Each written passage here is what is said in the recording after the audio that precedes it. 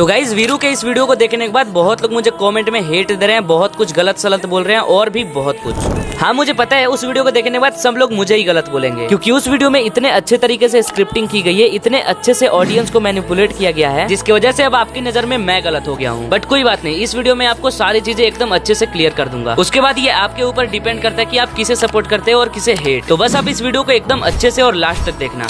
तो सबसे पहले वीरू ये बोलता है कि मैंने चैनल बनाई और उसे ये बात ईगल के थ्रू पता चली, लेकिन ये बात बिल्कुल गलत है। देखो सबसे पहले तो जो मेरा कालू वाला चैनल था वो पहले से ही मेरे फोन में था, लेकिन वो पहले किसी और नाम से था। बस मैंने कालू का नेम लिख दिया और लोगो बैनर बना के लगा दिया, और चैनल बनाने के कुछ ही देर बाद मैंने वीरू के वीडियो पे कमेंट कर दिया। मैंने ये सोच के कमेंट कर दिया कि बंदों को पता चलेगा ये कालू का चैनल है और बंदे सब्सक्राइब करेंगे। अब कमेंट करने के 3-4 घंटे के बाद वीरू ने वो कमेंट देख लिया और मेरे को व्हाट्सएप पे मैसेज करता है कि ये क्या है भाई। तो मैंने तभी बता दिया कि हाँ भाई मैंने कालू का चैनल ओपन किया है, और तभी सबसे पहले ये बात वीरू को ही पता चली। तो देखो पहली बात तो मैंने सोचा था कि गेम में मिलेंगे तो मैं बता दूंगा, लेकिन उससे पहले ही वीरू को पता चल गया। अब आप बोलोगे कि वो व्हाट्सएप चैट दिखाओ, लेकिन मेरी ये आदत है कि मैं हमेशा क्लियर चैट करते रहता हूँ, तो वो चैट मेरे पे नहीं पड़ी है। लेकिन चलो मैं आपको प्रूफ करके दिखाता हूँ। देख सकते हो मेरे 8.5 लाख वाले चैनल पे सबसे पहली वीडियो क्या है, कालू एज अ राइस्टर पार्ट 1। और ये क्लिप तब की है जब मेरे चैनल पे 2 स्ट्राइक्स पड़े थे और उसके बाद मैं अपनी सारी वीडियोस प्राइवेट करने चला गया था। और ये वीडियो इंस्टा पे भी फर्स्ट वीडियो है, तो चाहो तो आप जाके चेक कर सकते हो। और आपको भी पता है इस वीडियो में वीरू और मैं होते हैं, और ये वीडियो वीरू ने खुद रिकॉर्ड करवाई है। अब आप ये खुद सोचो, जब मैं अपने चैनल की फर्स्ट वीडियो वीरू से रिकॉर्ड करवा रहा हूँ तो वीरू को ये बात तो पहले से ही पता होगी ना कि मैंने चैनल क्रिएट कर चुका हूँ। मतलब साफ है चैनल के बारे में सबसे पहले वीरू को ही पता चला था। और हाँ उसी टाइम मैंने स्क्रिप्ट का भी परमिशन ले लिया था, वरना आप खुद सोचो बिना स्क्रिप्ट के परमिशन दिए वो मेरा वीडियो रिकॉर्ड क्यों करवाता। मतलब मेरे चैनल पे जब एक भी वीडियो नहीं था तभी वीरू को पता चल चुका था। और वीरू ईगल को ये बोलता है कि मैं अपने चैनल पे 4-5 वीडियो डालने के बाद तब उससे परमिशन लेने जाता हूँ। बताओ भाई इसका भी कोई लॉजिक बनता है। अब आपके मन में ये डाउट होगा कि सबसे पहले अगर वीरू को पता चल चुका था तो उसके वीडियो में ऐसा क्यों दिखाया गया कि ईगल ने सबसे पहले मेरे चैनल के बारे में सबको बताया था। तो ये बात सच है कि ईगल ने चैनल के बारे में बताया था, लेकिन तब जब मेरे चैनल पे 2-3 वीडियोस पड़ चुकी थी। लेकिन ईगल को ये बात नहीं पता थी कि मेरे चैनल के बारे में वीरू को पहले से ही पता है। तो आप ये कॉल रिकॉर्डिंग सुनो।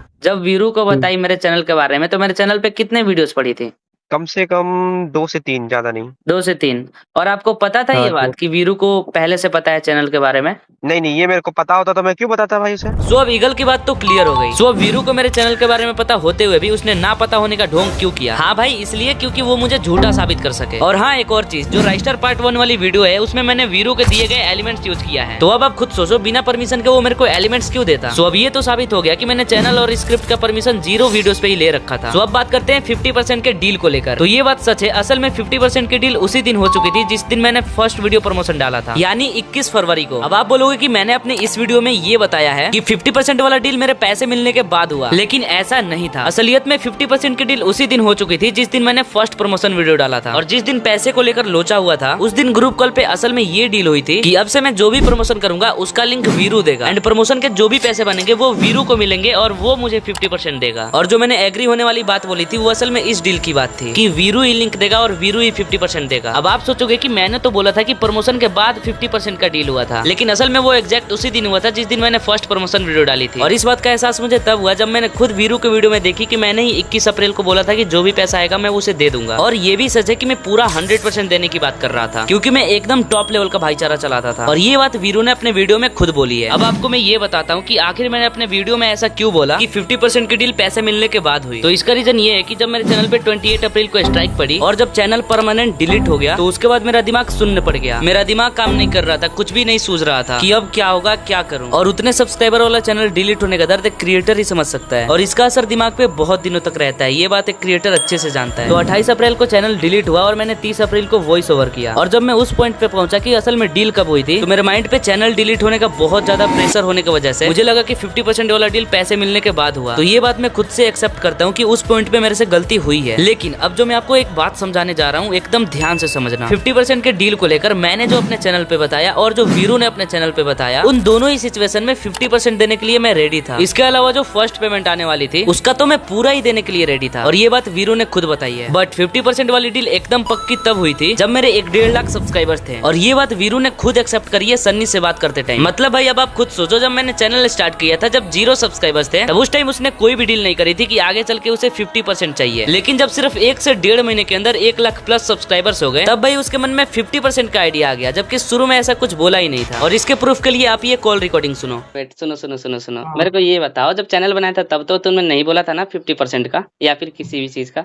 हाँ, जब चैनल बनाया था तब तो नहीं बोला था यार मैंने। तो जैसा कि आपने सुना, शुरू में तो ऐसा कोई डील नहीं हुआ था, और जब चैनल ग्रोथ हो गया और जैसे ही मैंने फर्स्ट प्रमोशन वीडियो डाली वैसे ही तुम डील कंफर्म करने आ गए और मैं तुरंत मान भी गया। एक और बात जो आप लोगों को पता होनी चाहिए, ये बात सबको पता है कि मैं उसी की स्क्रिप्ट को रिमिक्स करके वीडियो बनाया करता था। मतलब मैं उसका ऑडियो यूज करके अपने तरफ से दिखा दिया करता था, एकदम उसी लेवल का एडिट करके, और इसी प्रोसेस को रिमिक्स बोलते हैं। और वो प्रमोशन वीडियो भी मैंने रिमिक्स ही करी थी। वो प्रमोशन वीडियो वीरू वनम ने अपने पेज पे 18 फरवरी को डाला था और उसके 3 दिन बाद मैंने भी वही वीडियो बना के डाल दी। और यहाँ पे 2 ऐसे पॉइंट्स हैं जिन्हें सुनने के बाद आप सोचने पे मजबूर हो जाओगे। पहली बात, वीरू वनम का कैरेक्टर और मेरा कैरेक्टर दोनों ही वीरू भाई के वीडियो से फेमस हुए। वीरू भाई ने एलिमेंट्स वीरू वनम को भी शेयर करी और मुझे भी शेयर करी। उसने वीरू वनम को भी एडिटिंग सिखाई, मुझे भी एडिटिंग सिखाई, जबकि मैं तो बस कुछ ही मिनट्स के अंदर समझ गया। इसके अलावा वीरू भाई शुरू से ही वीरू वनम को वॉइस देता है, बट मैं तो वॉइस भी नहीं मांगता था। लेकिन जब प्रमोशन वीडियो दोनों नहीं डाली तो तुम 50% सिर्फ मुझसे ही मांगने क्यों आए? वीरू वनम से क्यों नहीं मांगा? जबकि उस टाइम तो तुम सबसे सेम ही भाईचारा रखते थे। अब यहाँ वीरू बोलता तुम मेरा स्क्रिप्ट यूज करते हो। तो पहली बात, मेरी तरह हजारों लोग स्क्रिप्ट यूज करते हैं। दूसरी बात, मैं स्क्रिप्ट तो शुरू से ही यूज करता था, तो उसने शुरू में ही डील क्यों नहीं किया? एंड तीसरी और सबसे मेन बात, मैं वीरू वनम और वीरू भाई दोनों के ही स्क्रिप्ट प्रॉपर यूज करता था, तो वीरू वनम भी मुझसे कोई परसेंट मांगने क्यों नहीं आया? तो अब आप मुझे ये बताओ, वीरू वनम के अंदर ऐसा क्या भावना थी जिससे वो मेरे से कुछ भी मांगने नहीं आया, और वीरू भाई के अंदर क्या भावना थी कि वो मुझसे 50% मांगने आ गया? अब आप ये बोलोगे कि मैं एक स्क्रिप्ट यूज करता था, तो वो स्क्रिप्ट तो हजारों लोग यूज करते हैं ना। बाकी छोड़ो, मैं इन सब के बावजूद भी 50% के लिए मान गया, और यहाँ तक कि मैंने फर्स्ट पेमेंट 100% देने की बात करी है, और ये बात वीरू ने भी अपने वीडियो में बोली है। अब आप ये बोलोगे कि जब मैंने बोला था तो मैंने उसे पैसे क्यों नहीं दिए? तो भाई, पैसे देने के लिए खुद के पास भी तो होने चाहिए ना। प्रमोशन के कुछ दिनों बाद जब मुझे उस प्रमोशन के पूरे पैसे मिले, तो उसी के 2 दिन बाद मुझे दिल्ली के लिए टिकट बुक करवाना पड़ गया था, क्योंकि दिल्ली में मुझे और मेरे 3 दोस्तों को विंजो इवेंट में इन्वाइट किया गया था। तो उसी में से मेरा एक दोस्त प्रमोशन के पैसे मिलने के 2 दिन बाद दिल्ली के लिए टिकट बुक करवाने चला गया था, तो मुझे लगभग 13,000 रुपए अर्जेंट पेमेंट करना पड़ा। अब इतने पैसे इसलिए लग गए क्योंकि इधर से फ्लाइट से जाना था और उधर से 3rd AC की ट्रेन से आना था, और ये रहे फ्लाइट और ट्रेन के टिकट, जिसके टोटल अमाउंट के आधे पैसे मैंने दिए थे और आधे पैसे मेरे दोस्त ने। और अगर अभी भी यकीन नहीं हो रहा है तो ये कुछ क्लिप्स देख लो। नॉर्मल हमको लग रहा है, अरे हमको ज्यादा फर्क नहीं पड़ता बाबू। ये तनीष भाई व्लॉग शूट कर रहा है, कैलाश भाई ये इसका मास्क। तो इस इवेंट के लिए मैंने जो टिकट्स बुक करवाए थे वो सारे पैसे टिकट्स में ही लग गए। फिर मेरे पास पैसे नहीं बचे कि मैं वीरू को दे सकूं। अब आप सोचोगे कि मेरे पास अच्छा फोन भी है, पीसी भी है, तो ऐसा तो हो ही नहीं सकता कि इस बंदे के पास पैसे नहीं होंगे। तो देखो, S25 अल्ट्रा तो मुझे फ्री में मिला है प्रमोशन करने के लिए। अभी इतनी भी औकात नहीं है कि हम 1.5 लाख का फोन खरीद के चलाएं। और बात रही पीसी की, तो मैंने पीसी जनवरी में लिया था, और मैं पीसी के लिए पिछले 4-5 महीने से पैसे कलेक्ट कर रहा था अपने कैलाश गेमर वाले चैनल पे प्रमोशन करके। और देख सकते हो मैंने पीसी कब लिया था, 14 जनवरी 2025। तो पीसी लेने में मेरे पूरे पैसे खत्म हो गए। और फिर आप मेरे कैलाश गेमर वाले पेज पे जाके देख सकते हो 11 जनवरी के बाद मैंने कोई भी प्रमोशन वीडियो नहीं डाला है जिससे कुछ अर्निंग हो पाए। तो इस वजह से मेरे पास पैसे ही नहीं थे, तो मैं कहां से देता? अब देखो, जब बहुत सारा लोचा होने के बाद जब वो डील हुई थी कि लिंक वीरू का होता और 50% वही देता, तो उसके बाद वीरू ने मुझे लिंक दिया और बोला कि प्रमोशन वीडियो अपलोड कर। तो मैंने इंस्टा पे उसी वीडियो को रीअपलोड कर दिया एंड यूट्यूब पे एक लॉन्ग वीडियो डाली। अब जो लॉन्ग वीडियो थी वो मेरे चैनल पे डली थी, बट मेरा चैनल तो डिलीट हो चुका है। तो उस वीडियो से और इंस्टा पे ये रीअपलोडेड वीडियो से इतने कुछ डाउनलोड्स आए हैं। डेट और डाउनलोड्स आप वीडियो को स्टॉप करके अच्छे से देख सकते हो। तो अब आप ये पूछोगे कि इन डाउनलोड्स के पैसे वीरू भाई को क्यों नहीं मिले? तो भाई, इस डाउनलोड के पैसे अभी तक किसी को नहीं मिले हैं, यहाँ तक कि एजेंट को भी नहीं, क्योंकि स्टैन वालों ने पिछले 1-1.5 महीने से पेमेंट रोक के रखा है। यकीन ना हो तो आप ये खुद सुनो। ओवरऑल देखा जाए तो स्टैन वालों ने कितना मंथ से पेमेंट नहीं दिया शशांक भाई आपको? 1.5-2 मंथ हो गए। हाँ, और प्रिंस भाई आपको 1.5 मंथ भाई, 1.5 मंथ सेम। तो यहाँ पे पूरे एजेंट कम्युनिटी में किसी को भी स्टैंड का पेमेंट नहीं मिला है। और ये जो दोनों एजेंट्स हैं उन्हें आप नहीं जानते, बट पूरे क्रिएटर्स जानते हैं। और कॉल पे जो प्रिंस भाई थे, वीरू ने इसी प्रिंस भाई से प्रमोशन लिया था। तो यहाँ पे एजेंट को ही पैसा नहीं मिला है, तो वो हमें कहाँ से देगा? और डील के अकॉर्डिंग 50% पैसे वो मुझे देने वाला था। हेलो, ये बताओ, जिस दिन हम सब कोई कॉल पे थे उस दिन क्या डील हुआ था? यही डील हुआ था ना कि जो भी इसके बाद से जो भी प्रमोशन करूंगा उसका लिंक मेरे को वीरू देगा, और जो भी पैसा बनेगा वीरू मेरे को 50% देगा। सन्नी भाई बताओ, यही डील हुआ था ना? ईगल भाई बताओ, आप बताओ। हाँ, ये तो डील हुआ था यार। अब प्रिंस भाई, अब आप ये बताओ, जो लिंक उसके बाद जो मैंने प्रमोशन करा था उसका लिंक किसने बना के दिया था? आपने बना के दिया था? वीरू बता। लिंक मैंने बना के दिया था। हाँ, और लिंक मैंने ही बना के दिया था। और वीरू ने मुझे दिया और था वीरू ने लगाने के बोला लिए। था कि पैसे मेरे को ना, कैलाश को 1 पैसे मत देना, पैसे मैं दूंगा कैलाश को। अरे मेरे भाई का कॉल आ रहा है यार, उसके साथ बट सीन है, अभी तक वो पैसा अभी तक मिला ही नहीं है भाई आपको।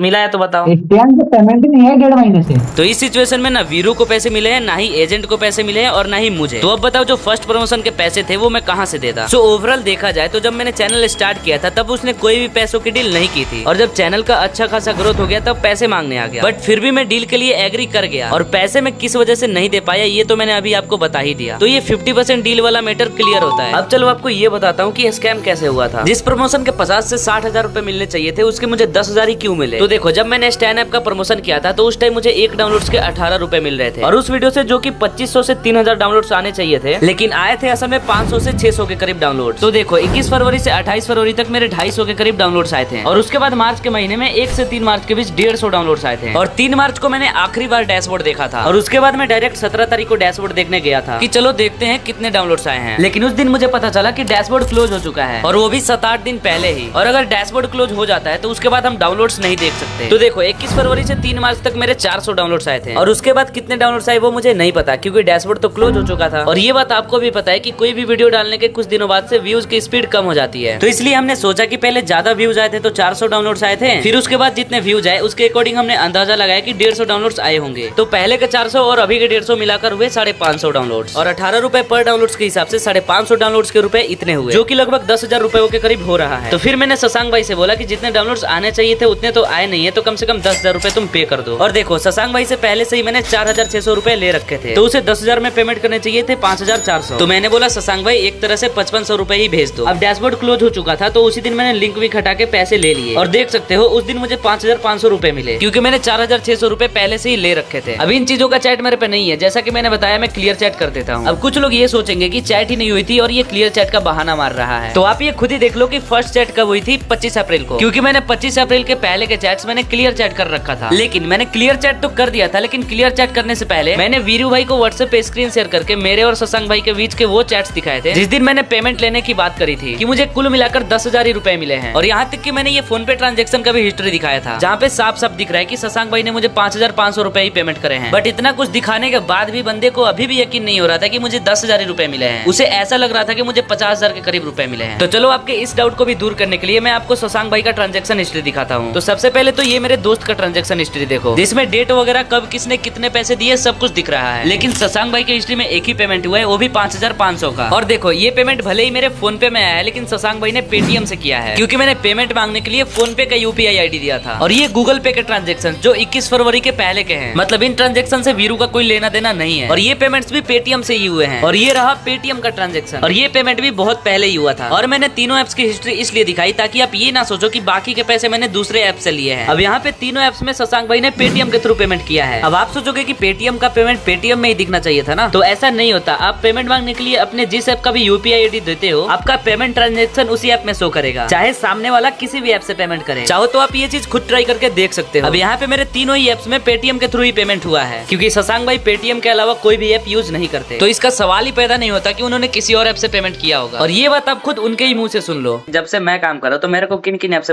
पेमेंट करा है? पेटीएम से किया। तो चलो ये तो क्लियर हो गया कि उस प्रमोशन के मुझे 10,000 रुपए मिले थे। और अब देखो फोन पे पर जो एक बार पैसे आए हैं वो कालू वाले प्रमोशन वीडियो के पैसे हैं। बाकी जो गूगल पे और पेटीएम पे पैसे आए हैं वो 21 फरवरी से पहले आए हैं। तो ये तो साफ बात है कि वो पैसे मुझे कैलाश गेमर वाले प्रमोशन से मिला है। तो अब कुछ ओवर स्मार्ट बंदे ये सोचेंगे कि जब मैं कैलाश गेमर पे इतने टाइम से प्रमोशन कर रहा हूँ तो ट्रांजेक्शन हिस्ट्री के अकॉर्डिंग मैंने 18,000 रुपए कैसे कमाए हैं। वीरू बोलता है कि मैंने 8-9 लाख रुपए तो कमा ही लिए होंगे। तो पहली बात तो भाई तुम किसी के अर्निंग का अंदाजा ऐसे ही नहीं लगा सकते जब तक वो खुद सामने से ना बताए। बट फिर भी मैंने शशांक भाई के साथ काम करके पिछले 1 सालों में 4 से 5 लाख रुपए अर्न किए हैं। अब आप ये बोलोगे वो पैसे तो ट्रांजेक्शन हिस्ट्री में दिख ही नहीं रहे हैं। तो देखो पिछले 1 साल में मैंने इन 18,000 रुपयों के अलावा 4 से 5 लाख रुपए सिर्फ 2 से 3 महीने में अर्न किए थे, और वो महीना था सितंबर से दिसंबर तक। अब चाहो तो मेरे कैलाश गेमर वाले पेज पे जाके देख सकते हो, इन 3 महीनों के अंदर मेरे प्रमोशन वीडियो मिलियन में ही जाते थे। तो इसलिए एक बार में कभी 80,000, कभी 90,000, कभी 1 लाख से ऊपर बनते थे। तो जब एक बार में इतने सारे पैसे बनते थे तो शशांक भाई वो पेमेंट डायरेक्ट कंपनी से ही करवा देते थे, जिसके लिए मुझे अपना बैंक अकाउंट डिटेल्स देना पड़ता था। तो वो डायरेक्ट बैंक अकाउंट में ही आते थे, ना कि किसी यूपीआई ऐप में। और इसलिए आपको ऐप्स के अंदर इतने ट्रांजेक्शन नहीं दिखे होंगे। और अगर आपको लगता है कि मैं झूठ बोल रहा हूँ तो आप ये कॉल रिकॉर्डिंग सुनो। जब मेरे बहुत ज्यादा पैसे बनते थे 80,000, 1 लाख, तो वो पैसे किससे करवाते थे? खुद से करते थे? वो तो कंपनी से कराता था यार। वो किससे करूंगा? वो कंपनी से कराता था जब ज्यादा पैसे। है तो कम होगा तो मैं कर लूंगा। सो ये सब चीजें मैंने आपको इसलिए दिखाई ताकि वीरो आगे चल के ये ना बोल सके कि मेरे ये वायरल प्रमोशन वीडियोस के पैसे ट्रांजैक्शन हिस्ट्री में क्यों नहीं है। और हाँ, जैसा कि मैंने बोला था, प्रमोशन वाले पैसे मिलने के बाद मैंने टिकट बुकिंग करवा ली थी और इस चीज का प्रूफ आप इस ट्रांजैक्शन हिस्ट्री में देख सकते हो कि 17 को प्रमोशन के पैसे मिले और 19 को मैंने टिकट के लिए पैसे भेज दिए। एंड अनफॉर्चुनेटली मेरे अकाउंट में 7-8 हजार रुपए पहले से ही थे और ये 5 हजार मिलने के बाद टिकट बुकिंग में ही सारे पैसे चले गए। और टिकट बुकिंग के लगभग 7-8 दिनों बाद वीरू का कॉल आया था पैसों के लिए। उसके बाद क्या डील हुई वो तो मैंने आपको बता ही दिया। और टिकट बुकिंग के लगभग 7 दिनों बाद यानी 26 मार्च को वीरू का कॉल आता है पैसों के लिए और उसी दिन ये डील हुआ कि प्रमोशन के लिए लिंक वो देगा, 50% वो मुझे देगा। ये डील उस दिन कंफर्म हुआ, फिर अगले दिन उसका कॉल आया। प्रूफ के लिए ये क्लिप देख लो जिसमें मैंने प्रिंस भाई को 27 मार्च को वो कॉल रिकॉर्डिंग भेजा था जिसमें वीरू चैनल का एक्सेस मांग रहा था। भाई यार देख यार, मेरे को तो यार चाहिए यार, ये अभी ये कोई सिस्टम नहीं चलेगा यार। मतलब क्या करेगा चैनल लेके, ये बताओ ना मेरे को। मैं भाई अपने में लॉगिन करूंगा ना भाई, मेरे को भाई बस अपने में फोन में लॉगिन चाहिए भाई, 50% है तो। पहली बात तो ये क्लिप मैंने प्रिंस भाई से मांगी क्योंकि मैंने तो अपना क्लियर चैट कर दिया था और उसी कॉल के टाइम में अपना चैनल तो नहीं देता हूँ क्योंकि या तो वो मेरा चैनल हैक कर सकता था या फिर एक फाइंड माय डिवाइस करके फीचर आता है जिसमें अगर एक जीमेल 2 फोन्स में लॉगिन रहता है तो दोनों में से कोई भी एक दूसरे के फोन को रीसेट मार सकता था और इधर फोन रीसेट करने के बाद उधर पासवर्ड चेंज, नंबर चेंज, सब कुछ चेंज और आईडी हैक। अब उसे मुझ पे भरोसा नहीं था तो मैं उस पे भरोसा कैसे कर लेता। तो इसी वजह से मैंने यूट्यूब लॉगिन नहीं दिया क्योंकि कौन जानता है किसके मन में क्या है। लेकिन हाँ, मैंने भाईचारा बनाए रखने के लिए इंस्टाग्राम लॉगिन दे दिया। ये देखो तेरे पास कोड आया होगा। नंबर मेरा ही ऐड है उसमें। हाँ तो कोड आया होगा व्हाट्सएप पे तेरे, लिख भेज दिया व्हाट्सएप पे। सो इंस्टाग्राम लॉगिन देने के बाद मैंने फोन कट कर दिया। बट इंस्टाग्राम लॉगिन देने के बाद मुझे ये एहसास हुआ कि मैंने तो वहाँ पे अपनी फोटोज लगा रखी है क्लोज फ्रेंड में। तो फिर मैंने तुरंत ही पासवर्ड चेंज कर दिया क्योंकि सब कुछ एक साइड और फेस रिवील एक साइड। और उसके बाद मैंने लॉगिन नहीं दिया क्योंकि मेरे कालू वाले इंस्टा आईडी में पर्सनल चैट्स पड़े थे, इसलिए मैंने दोबारा आईडी लॉगिन नहीं दिया। और मुझे भी उस पर भरोसा नहीं रहा था क्योंकि क्या पता वो इंस्टा भी हैक कर लेता। जैसे कि उसने आधी रात को मेरे सोते टाइम स्ट्राइक मारी थी, वैसे ही एक अच्छा टाइम देख के वो इंस्टा भी हैक कर सकता था। सो अब तक तो ये 4 चीजें क्लियर हो चुकी है कि मैंने चैनल और स्क्रिप्ट के लिए परमिशन 0 वीडियो पे ही ले रखी थी। एंड दूसरी चीज की मैंने दोनों ही कंडीशन में 50% की डील की थी। एंड तीसरी चीज ये कि वीरू मेरे से डैशबोर्ड क्यों मांग रहा था, यही जानने के लिए ना कि मुझे असल में पैसे कितने मिले हैं। तो वो चीज तो मैंने पहले ही अपने वीडियो में बताई थी कि 10,000 ही मिले थे और वो चीज मैंने इस वीडियो में प्रूफ भी कर दिया। लेकिन हाँ, मैंने पिछले वीडियो में बोला था कि प्रमोशन वाले ने मेरे साथ स्कैम करा, लेकिन ऐसा नहीं है। स्कैम होने का असल रीजन कुछ और ही है और स्कैम होने का असल रीजन ना ही मैंने उस वीडियो में बताई और ना ही मैं इस वीडियो में बताऊंगा क्योंकि अगर मैंने ऐसा किया तो कंपनी मेरे पे लीगल एक्शन भी ले सकती है और ये मेरा न्यू चैनल पे स्ट्राइक्स भी पड़ सकते हैं क्योंकि स्कैम से रिलेटेड जो रियलिटी है वो यूट्यूब कम्युनिटी गाइडलाइंस के खिलाफ है। तो वो चीज मैं वीडियो में नहीं बता सकता। बट जो मेन बात थी कि मेरे को 10,000 रुपए मिले थे वो चीज मैंने प्रूफ कर दिया। और ये पैसे मिलने के बाद भी मैंने वीरू को क्यों नहीं दिया ये बात तो मैंने आपको पहले ही बता दी। चलो अब ये बताता हूँ, चैनल डिलीट होने के बाद जब वीरू ने मेरे से डैशबोर्ड मांगी तो मैंने उसे क्यों नहीं दी। तो चैट पे मैंने लिखा क्या था ये देखो, मैंने लिखा है कि जब डैशबोर्ड बंद हो चुका है तो कैसे खुलेगा। अब आप ये बोलोगे कि डैशबोर्ड क्लोज होना तो एक बहाना है। अब ये बात आप उसी एजेंट के मुंह से सुन लो जिससे दोनों वीरू और मैं प्रमोशन लेते हैं। डैशबोर्ड क्लोज होता है कि नहीं?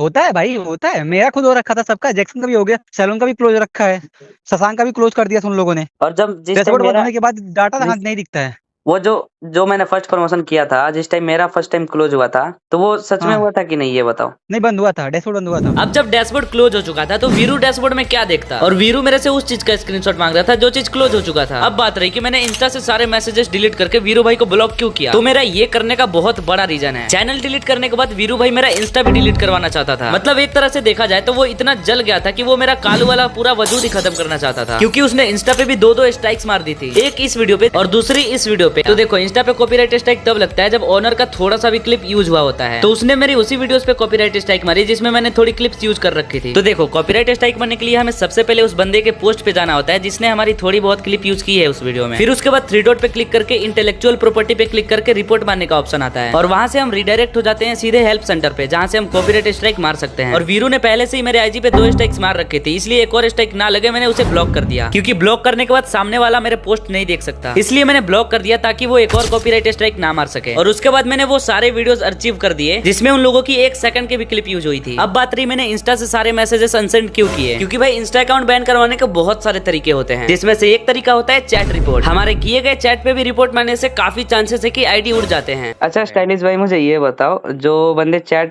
पे रिपोर्ट मार के आईडी उड़ा देते हैं वो कैसे होता है? हाँ मैं बताता हूँ। देखो, एक सीबी मेथड होता है, ठीक है, उसमें वीपीएन कनेक्ट होता है। नॉर्मल से आपका जो चैट है उस पे कोई भी बंदा रिपोर्ट करेगा, ठीक है, तो उससे आपका अकाउंट जो है परमानेंटली डिसेबल हो जाएगा। फिर उसको अनबैन करना बहुत हार्ड होता है, बहुत क्या बहुत ज्यादा, बहुत मुश्किल होता है उसको अनबैन करना। अकाउंट कम चांस होता है कि आएगा।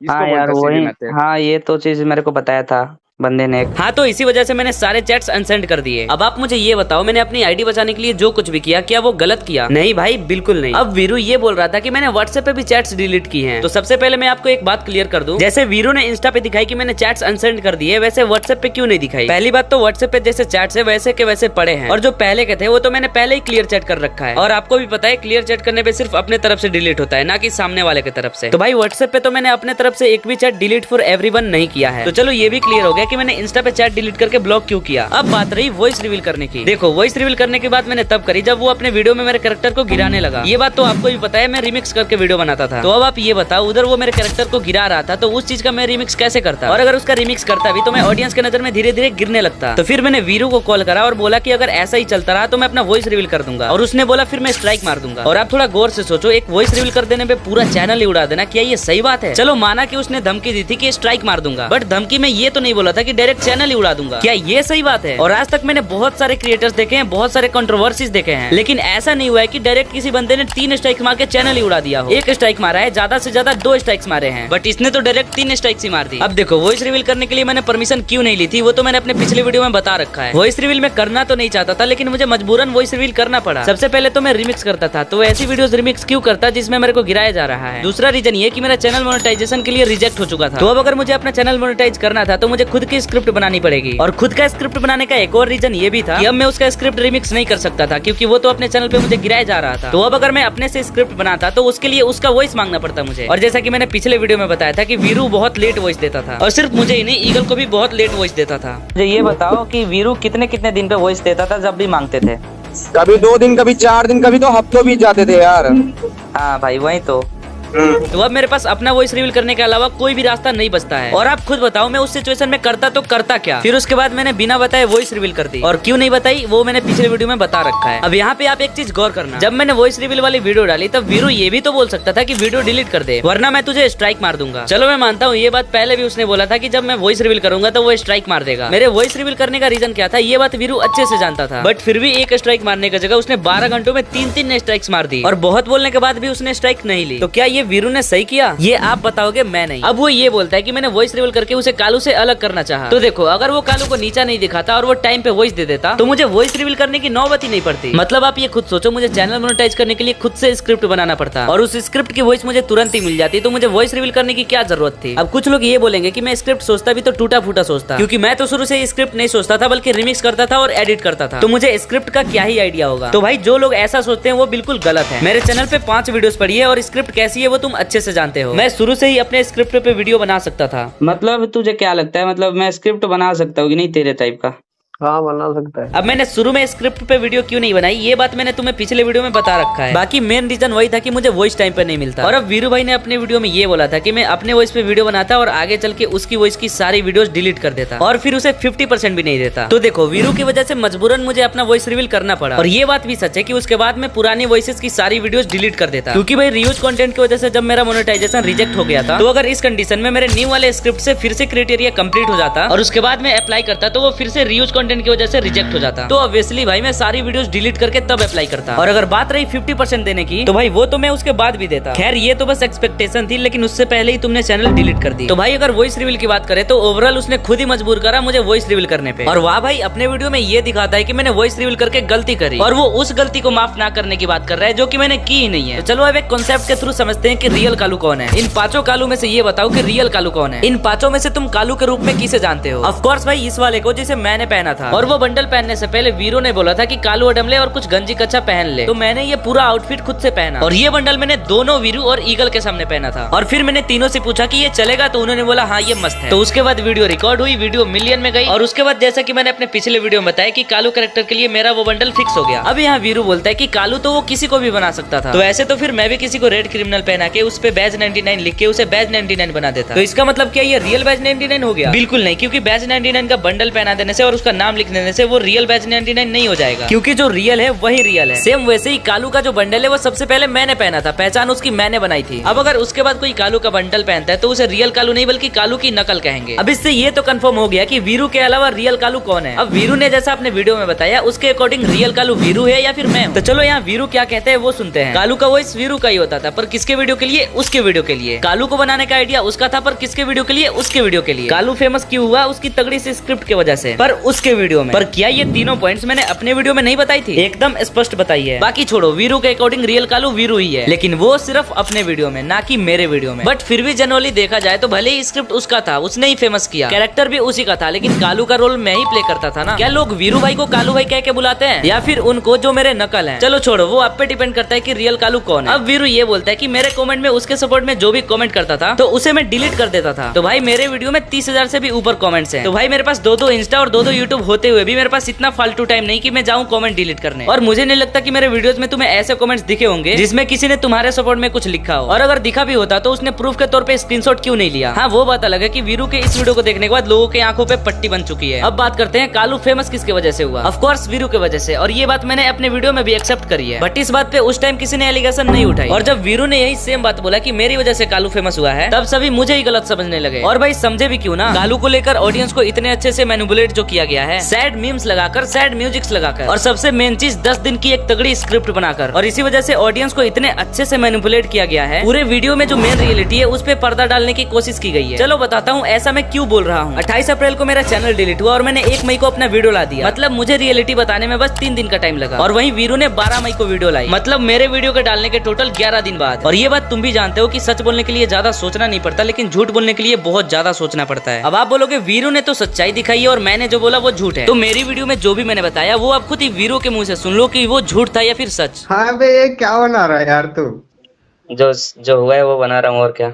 चल तेरा काम बिल्कुल चल सही तो है, बोला तो एकदम सच है। ये रिकॉर्डिंग है उस दिन की जिस दिन मैंने ये लॉन्ग वीडियो डाली थी, और जब उसने कॉल की थी तब मेरे उस लॉन्ग वीडियो पे लगभग 1,500 व्यूज थे, क्योंकि उसने ये सोच के सच्चाई बक दी थी कि न्यू चैनल है और लॉन्ग वीडियो पे व्यूज जाएगा ही नहीं, तो क्या ही फर्क पड़ता है। तो चलो आपको इस पूरे कंट्रोवर्सी की ऐसे मेन पॉइंट्स बताता हूँ जिन्हें आपसे छिपाने की कोशिश की गई है। पहला पॉइंट, चैनल मैंने फुल्ली परमिशन से स्टार्ट की थी, वो भी बिना किसी डील के, और उसने शुरू में परमिशन इसलिए दे दी थी क्योंकि उसे लगता था कि मैं सक्सेस नहीं कर पाऊंगा, क्योंकि उस टाइम मेरे से पहले से ही बहुत लोग रिमिक्स करते थे, तो वो वायरल नहीं हुए तो मैं कैसे ही हो जाता। और दूसरा पॉइंट है लालच। शुरू में डील नहीं हुआ, पर जैसे ही चैनल ग्रोथ कर गया वो पैसे मांगने आ गया, चलो फिर भी मैं मान गया था। और तीसरा पॉइंट है जलन। जब उसने देखा कि मैंने उसकी स्क्रिप्ट यूज करके 8 लाख सब्सक्राइबर्स कर लिए, तो सबसे पहले तो वो अपने चैनल पे मेरे कैरेक्टर को गिराना स्टार्ट कर देता है। और जब उसने अपने वीडियो में ये बोला था कि वही रियल कालू है, तो वही वीरू जो पहले कालू को टॉप पे रखता था, अचानक से उसने गिराना क्यों चालू कर दिया, तो वही सबसे बड़ा रीजन बन गया मेरे वॉइस रिवील करने का। सो इसका मतलब कालू से बिछड़ने की शुरुआत पहले उसी ने की। एंड चौथा और सबसे मेन पॉइंट, जब वो चैनल हड़पने में नाकामयाब हो गया तब उसने चैनल ही डिलीट करवा दी, और साथ ही इंस्टा भी डिलीट करवानी चाहिए, बट इंस्टा डिलीट नहीं हुई, क्योंकि मैंने समय रहते इंस्टा को भी पूरा सेव कर लिया। अब आप अगर थोड़े से भी समझदार हो गए तो आप समझ जाओगे कि इन सब की वजह वीरू की लालच और जलन है। तो अब इतना कुछ सुनने के बाद ये आप पे डिपेंड करता है कि आप किसे हेट करोगे और किसे सपोर्ट। और जाने से पहले मैं ये बात फिर से कहना चाहूंगा कि सच बोलने के लिए ज्यादा टाइम नहीं लगता और झूठ बोलने के लिए बहुत सोचना पड़ता है। जैसे कि मैंने 3 दिन में ये वीडियो ला दी और उसने 11 दिन लगा दिए। जैसे कि मैंने ये वीडियो भी 5 दिन के अंदर ही ला दिया, जबकि उसकी वीडियो 14 मिनट की और मेरी वीडियो 27 मिनट की। बाकी समझदार बंदे इन 2 बातों को ध्यान में जरूर रखेंगे। और हाँ, अगर बात करें मेरी इस लेटेस्ट वीडियो की, इसमें वीरू को एब्यूज किया गया है, तो वो कुछ लोगों को गलत लग रहा है। तो जब वीरू ही कालू है तब तो तुम अपने कैरेक्टर को औकात की बात नहीं करोगे। मतलब इनडायरेक्टली कालू के बहाने वो सारी बातें मेरे लिए बोली गई हैं। तब मुझे तो नहीं लगता कि ये वीडियो डाल के मैंने कोई गलती की। बाकी इसके बाद मेरी लॉन्ग वीडियो डायरेक्ट उन लोगों के लिए आएगी जिन्होंने मेरे बुरे समय में हेल्प करा, मेरे पे सपोर्ट वीडियो बनाई। तो फिर मिलते हैं अगले वीडियो में, तब तक के लिए राधे राधे।